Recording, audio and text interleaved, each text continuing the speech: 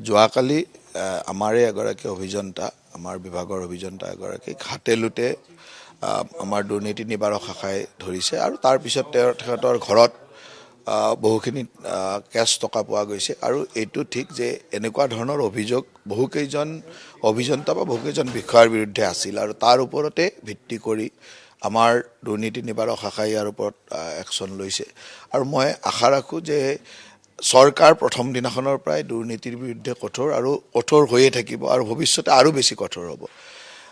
আমি বিভাগটোত দুৰ্নীতি নোহোৱা কৰিবৰ কাৰণে গোটেই যিহেতু এটা ইঞ্জিনিয়াৰিং ডিপাৰ্টমেণ্ট তাত বিভিন্ন ধৰণৰ সুৰুঙা থাকে আৰু সেইকাৰণে আমি এই সুৰুঙাবিলাক নোহোৱা কৰিবৰ কাৰণে ইলেক্ট্ৰনিক MB ইলেক্ট্ৰনিক বিল এই ধৰণৰ ব্যৱস্থা কৰিছিলোঁ। যিকোনো এজন কণ্ট্ৰেক্টৰে তেওঁ কোনো এজন ইঞ্জিনিয়াৰৰ ওচৰলৈ নোযোৱাকৈ অনলাইনতে নিজৰ MB আপলোড কৰিব পাৰে, নিজৰ বিল ছাবমিট কৰিব পাৰে। গতিকে এই ধৰণৰ সুবিধা থকাৰ পিছতো বহু কণ্ট্ৰেক্টৰ বা বহু ইঞ্জিনিয়াৰ এই ধৰণৰ মেটেৰিয়েল আমি দেখিবলৈ পাওঁ আৰু যাৰ কাৰণে এই ঘটনাবিলাক ঘটিবলৈ পাইছে। সেইকাৰণে মোৰ এটা অনুৰোধ যে প্ৰত্যেকগৰাকী ঠিকাদাৰে আমি যি ব্যৱস্থা কৰিছিলোঁ ইলেক্ট্ৰনিক মেজাৰমেণ্ট বুক ইলেক্ট্ৰনিক বিল ছাবমিট কৰা এই ব্যৱস্থাবিলাক সুন্দৰভাৱে সুবিধাবিলাক লওক, তেতিয়া আমিও গম পাওঁ যে কাৰ তাত বিলখন ৰৈ আছে।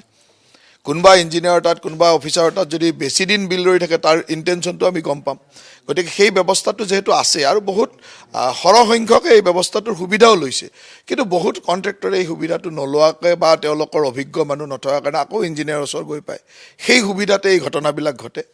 আৰু মোৰ এটাই আগ্ৰহ যে আমাৰ অভিযন্তা আৰু ঠিকাদাৰ সকলোৱে এই ক্ষেত্ৰত কঠোৰ হওক, নহ'লে চৰকাৰ যেনেধৰণে কঠোৰ হৈছে আৰু কঠোৰ হ'ব আৰু তেওঁলোকৰ নিজৰ কেৰিয়াৰসমূহ এনেকৈ ধ্বংস হৈ যাব। গতিকে এজন খুব উচ্চ শিক্ষিত ল'ৰা ভাল পষ্টত আছিল, অভিযন্তা মানে এক্সিকিউটিভ ইঞ্জিনিয়াৰৰ দৰে পষ্টত, আৰু আজিকালি বিভাগসমূহত আমাৰ এক্সিকিউটিভ ইঞ্জিনিয়াৰৰ আণ্ডাৰত যথেষ্ট কাম চলি থাকে, অভিজ্ঞ মানুহ। আৰু মই এই কথাও স্বীকাৰ কৰোঁ যে আমাৰ বিভাগটোৰ ইঞ্জিনিয়াৰসকলে যিটো বিভাগে স্বাধীনতাৰ 60 বছৰত মাত্ৰ 1.5% 1.5% অসমত মানুহৰ ঘৰত হাউচ হোল্ডত পানী দিছিল, সেই বিভাগটোক আজি প্ৰায় 80%লৈ লৈ অহা মানুহ কিন্তু এই ইঞ্জিনিয়াৰসকলে। গতিকে ইঞ্জিনিয়াৰসকলৰ দক্ষতাকো মই অস্বীকাৰ নকৰোঁ, তেওঁলোকে কাম কৰি আজি বিভাগটোক জল জীৱন মিছনত আজি more than 78% ছাকচেছ ষ্টৰীলৈকে লৈ আহিছে। সেই কথাবিলাকো গুৰুত্বপূৰ্ণ। সেইকাৰণে মই কাকো হতাশো কৰা নাই, কামখিনিও ভালকৈ কৰক, কিন্তু দুৰ্নীতিৰ পৰা আঁতৰি থাকি কাম কৰক।